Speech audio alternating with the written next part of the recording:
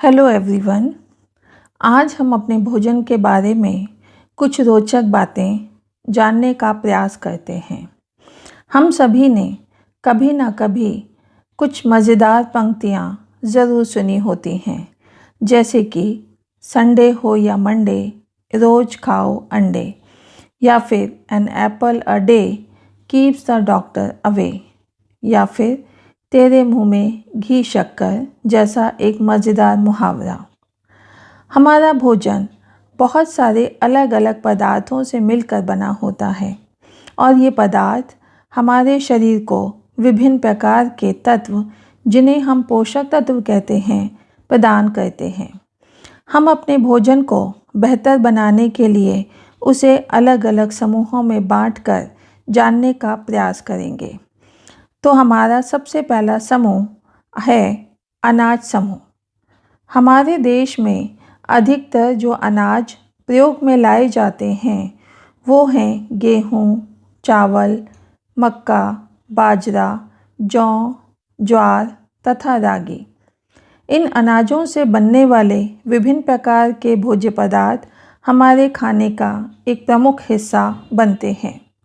अनाज समूह हमें ऊर्जा देने का काम करता है, इसलिए हम इसे एनर्जी गिविंग फूड का नाम भी देते हैं। हमारे थाली में दूसरा प्रमुख हिस्सा जो हमें दिखाई देता है वो है दालें और फलियां, जैसे कि मूंग दाल, चना दाल, मोठ दाल, उड़द दाल, अरहर दाल तथा राजमा, काबुली चना, सोयाबीन, लोबिया आदि। ये दालें तथा फलियां हमारे भोजन में प्रोटीन प्राप्ति का एक प्रमुख स्रोत मानी जाती हैं। ये प्रोटीन हमारे शरीर में नई कोशिकाओं का निर्माण करने के साथ साथ टूटी फूटी कोशिकाओं की भी मरम्मत करता है। दालें तथा फलियों को हम शाकाहारी वर्ग की प्रोटीन में शामिल करते हैं। हमारे खाने की थाली में अगला मज़ेदार हिस्सा है हमारी सब्जियां। ये सब्जियों को हम 3 हिस्सों में बांट सकते हैं, जैसे कि जड़ तथा कंद वाली वो सब्जियां जो कि ज़मीन के अंदर उगती हैं, जैसे आलू, अरबी, जिमीकंद, कचालू, शकरकंदी आदि। ये सभी सब्जियां स्टार्च की अधिक मात्रा प्रदान करती हैं, अतः यह ऊर्जा देने का एक प्रमुख स्रोत भी होती हैं।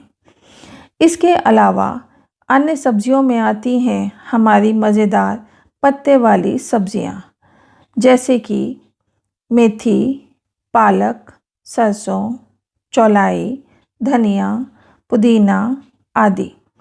ये पत्तेदार सब्जियां विटामिन बी के साथ साथ लोहा तथा रेशा प्रदान करने का प्रमुख स्रोत होती हैं, जिसकी मदद से हम सिर्फ एनीमिया रोग से बच सकते हैं, बल्कि कब्ज़ होने से भी रोक सकते हैं।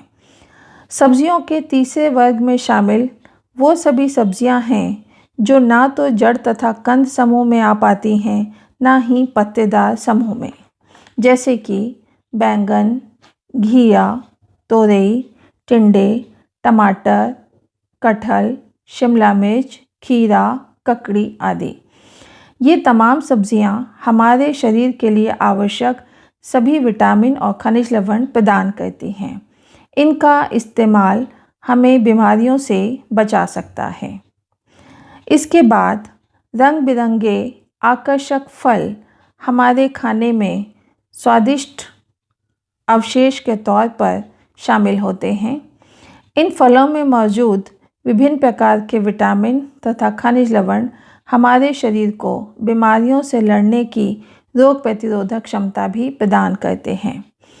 फलों में उपस्थित vitamin B, vitamin C, beta carotene, vitamin A इत्यादि नेत्र रोग से बचाता है, स्कर्वी रोग से बचाता है तथा रोग प्रतिरोधक क्षमता भी प्रदान करता है। हमारे संतुलित आहार में एक और आहार जो शामिल होता है वो है दूध और उससे बनने वाले तमाम पदार्थ। गाय, भैंस, भेड़, बकरी तथा ऊँट जैसे जानवरों से प्राप्त दूध और उससे बनने वाली चीज़ें जैसे दही, पनीर, मठा, खोया, दूध का पाउडर हमारे भोजन को और अधिक संतुलित बनाने का काम करते हैं। दूध में उपस्थित प्रोटीन शरीर का निर्माण करती है, जबकि कैल्शियम तथा फास्फोरस हड्डियों और दांतों को मजबूती प्रदान करते हैं।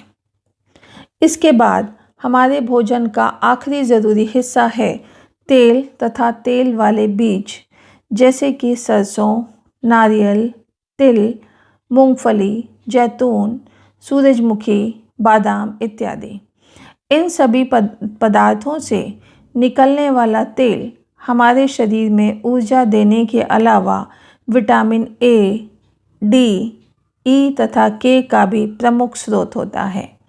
लेकिन वसा तथा उससे बने पदार्थों का समझदारी से इस्तेमाल करना अत्यंत आवश्यक होता है, क्योंकि वसा की अधिकता हमें मोटापे का शिकार बना सकती है और जिसकी वजह से हमें मधुमेह, उच्च रक्तचाप तथा हृदय रोग जैसे रोग भी हो सकते हैं। अतः भोजन के इन तमाम समूहों को यदि हम सावधानीपूर्वक प्रयोग करें तो हम न सिर्फ स्वस्थ रहेंगे बल्कि हमारे शरीर की रोग प्रतिरोधक क्षमता भी बनी रहेगी। धन्यवाद।